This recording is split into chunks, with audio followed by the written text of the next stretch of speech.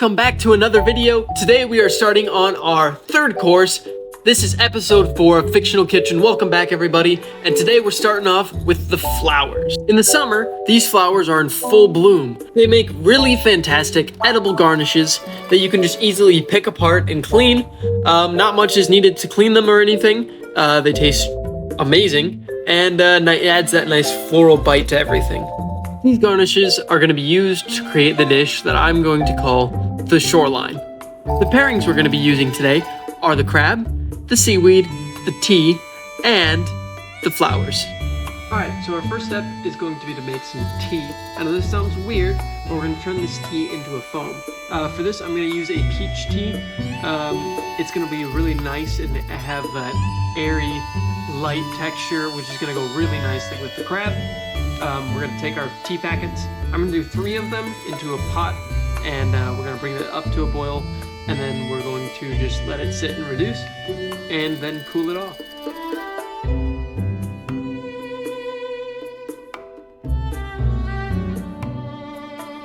Alright, our next step is going to be to blend up our crab. This sounds really weird, but because we're turning it into a mousse, we want it nice and smooth. So we're gonna blend up the crab meat first, which is what we're doing here, and then eventually we're gonna add some cream to it, and it'll thicken up. Alright, so our cream has been added. Actually, we use milk instead of cream, but it is what it is. Usually you should use cream. We're just going to mix this together, and it should come out really nice, really smooth, have a nice like velvet texture. It should be like a bright pink color is what we're going for, so hopefully this turns out the way I want it to. Okay, so our tea has come to a boil. We are now going to just reduce the temperature of it and let it simmer for a minute, just to get all those flavors. But it smells really nice. Alright, so now that our tea is ready, we are going to pour our hot liquid into this bowl and let it chill. Once it's chilled, we are going to add some powder into it, and we're going to turn it into a foam. But in order to turn it into a foam, you need a wide bowl so you can incorporate more airflow into it. So that's why we're moving it into this. Alright, so this is our first test with the VersaWhip and our tea. So we're going to take a little bit of this guy out. I'm not pulling the scale out for this one because it doesn't really matter. I want to break up all these clumps. Now that all the clumps are broken out, now all I'm going to do now is go get my immersion blender, and all of these bubbles will hopefully pop to the top, and it will be enough for me to plate with it. So let's see what happens.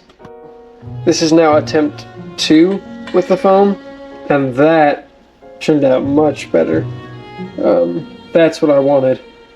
I just hadn't added enough powder to it, which is perfect. That's all good. Purely experimental.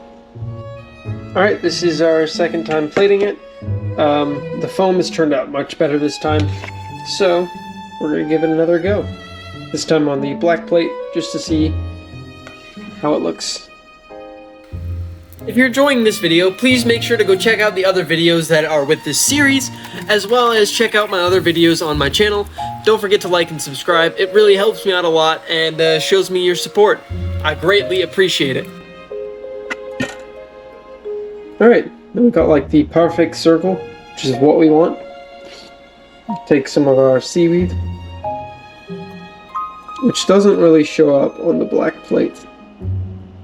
So the seaweed will go on top as a garnish for that reason. And then we are going to use our foam and put our foam around the dish.